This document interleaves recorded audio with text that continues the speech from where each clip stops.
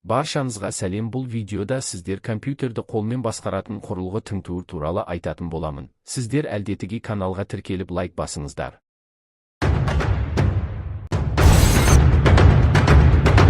Механикалық тінтуір 30 жастан асқан көрермендерге арналған компьютерлік тышқандардың ең ерте және ең танымал түрлерінің бірі.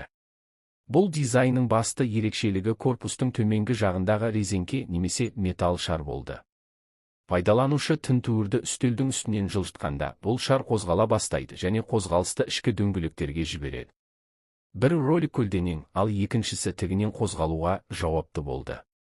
Бұл роликтер инфрақызыл сәуле өтетін саңылаулары бар арнайы дискілерді айналдырды.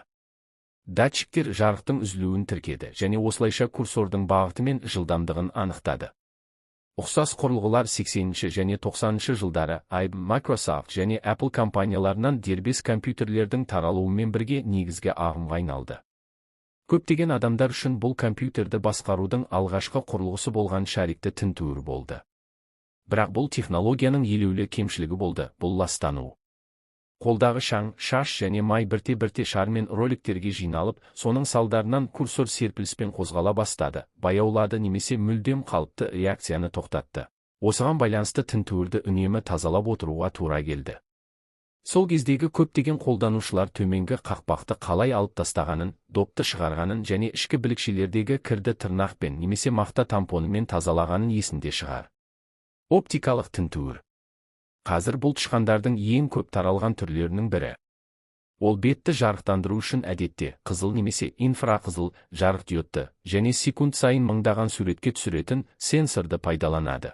Осы суреттерді салыстыра отырып, сенсор тінтуір астындағы беттің құрылымын талдайды және курсордың бағыты мен жылдамдығын анықтайды. Осы тәсілдің арқасында мұндай тышқандар ойын ойнау үшін ең жақсы болып саналады, өйткені олар жоғары жылдамдықта курсордың максималды дәлдігін қамтамасыз етеді. Алғашқы жаппай шығарылған модельдердің бірі 99 жылы шығарылған Microsoft IntelliMouse Explorer болды. Уақыт өте келе технология айтарлықтай жақсарды. Жетілдірілген оптикалық сенсорлар пайда болды, олар жоғары деңгейлі ойын тышқандарында қолданылады. Оларда әлі де бірдей оптикалық жүйе бар, бірақ кескінді өңдеу жылдамырақ және бақылау өнімділігі әлдеқайда жақсырақ. Жетілдірілген оптикалық сенсорлар өздерімен бірге өндірушілер жарнамада көрсетуді ұнататын сипаттамалардың тұтас жиынтығын алып келді. Олардың ішіндегі ең танымалдары DPI, IPS және герцовка. DPI тінтуірдің сезімталдығын білдіреді. Яғни, курсор физикалық түрде жылжытылған кезде қаншалықты алысқа жылжиды. IPS. Бұл сенсор қозғалысты үзіліссіз бақылай алатын максималды жылдамдық. Секундына дюйммен өлшенеді. IPS неғұрлым жоғары болса, тінтуір өте кенет қозғалыстарды соғұрлым жақсы басқара алады. Бірақ DPI сияқты заманауи сенсорлар кез келген тапсырма үшін тіпті орташа мәндер жеткілікті болатын деңгейге әлдеқашан жетті. Бірақ сауалнама жиілігі тінтуірдің сезіміне шынымен әсер етуі мүмкін. Ол тінтуірдің компьютерге деректерді секундына неше рет жіберетінін көрсетеді. Мысалы, 125 Гц курсорды секундына 125 рет, 1000 Гц секундына 1000 рет жаңартуды білдіреді. Жоғары гцовка кідірісті азайтады және қозғалысты визуалды түрде тегіс етеді. Бірақ мұнда да бір нюанс бар. Барлық ойындар жоғары жылдамдықты қалыпты түрде қолдай бермейді. Ал 1000 және 8000 Гц арасындағы айырмашылықты барлық пайдаланушылар сезіне бермейді. Сонымен қатар, жоғары жиілік процессорды көбірек жүктей алады және сымсыз тышқандарды тезірек зарядсыздандырады. Сенсордан басқа, түйме қосқыштары да маңызды рөл атқарады. Олар тінтуірдің шертулеріне өздері жауап береді. Ең көп тарағандары механикалық ажыратқыштар. Олардың ішінде металл контактілер бар, олар басылған кезде жабылады.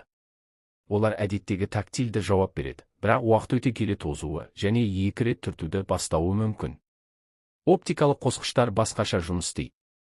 Физикалық жанасудың орнына олар басқан кезде үзілетін жарық сәулесін пайдаланады. Лазерлік тышқан.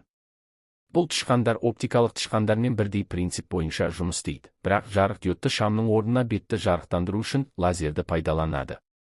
Оптикалық модельдердегідей, сенсор беттің мыңдаған суреттерін үздіксіз түсіреді және курсордың қозғалысын анықтау үшін текстураның өзгеруін талдайды.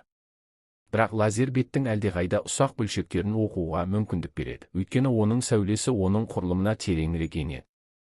Осының арқасында лазерлік тышқандар көптеген беттерде, соның ішінде жылтыр үстелдерде, жылтыратылған ағаштарда, жылтыр пластмассаларда және кейде тіпті оптикалық сенсорлар жиі ақауларға ұшыраған шыныда жұмыс істей алады.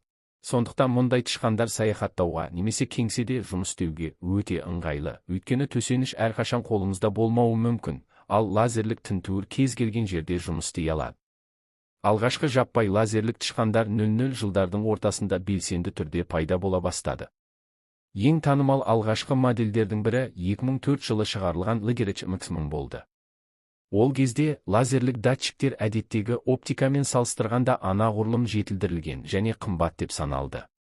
Лазерлік тышқандар сонымен қатар жоғары DPI және жеделдету көрсеткіштерін ұсынды.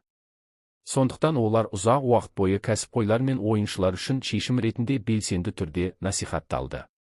Дегенмен уақыт өте келе лазерлік сенсорлардың кемшіліктері де анықталды.